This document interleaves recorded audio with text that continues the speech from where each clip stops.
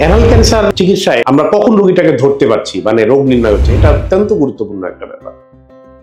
অর্থাৎ বেশিরভাগ ক্যান্সারই যদি প্রাথমিক অবস্থায় ধরা পড়ে সেটা একবার নির্মূল করা সম্ভব হয়। যখন এটা ছোট একটা গোটার মতো থাকে, একদিনে তো আর বড় হয়ে যায় না, ধীরে ধীরে ধীরে বড় হয়, তখন আমাদের যেটা করতে হয় যে ওই জায়গাটা ওয়াইড লোকাল এক্সিশন অর্থাৎ বড় করে কেটে ফেলে দিয়ে দেখি যে মার্জিনটা ক্লিয়ার ভাবে চলে আসলো কিনা।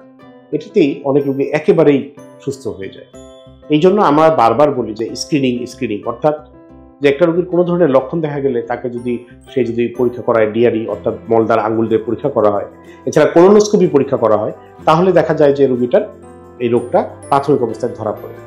এই প্রাথমিক অবস্থায় ধরা পড়লে একটা হলো যে রোগীটা অপারেশন করলেই একদম কিউর হয়ে যাচ্ছে। নাম্বার 2 হলো যে চিকিৎসা খরচটা অনেক কমে যাচ্ছে, যাতে কেমোথেরাপি, রেডিওথেরাপি এগুলো লাগছে না। নাম্বার 3, রোগীটা একদম ক্যান্সার মুক্ত ভাবে বাকি জীবন পার করার সম্ভাবনা হয়ে যাচ্ছে। এছাড়া আমরা যেটা করি, রোগীটা যদি আরো একটু বেশি দূর গড়িয়ে আসে তখন এই রোগীগুলো আমরা কেমোথেরাপি দিই, রেডিওথেরাপি দিই, তারপর আবার দেখি যে এটা রোগটা কমে গেল কিনা। যদি কমে যায়, দেখা গেল কমতে ছোট্ট 1 সেন্টিমিটার আবার চলে আসছে, তখন ওটা আবার বড় করে কেটে দিই, বলে ওয়াইড লোকাল এক্সিশন।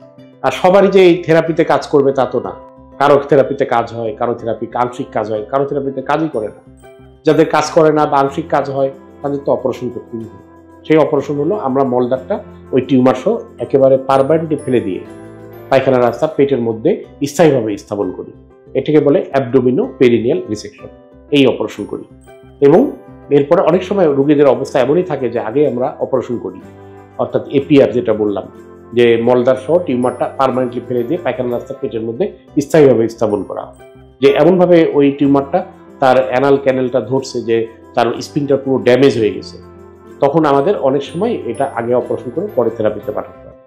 এভাবে আমরা রোগীটাকে চিকিৎসা করি।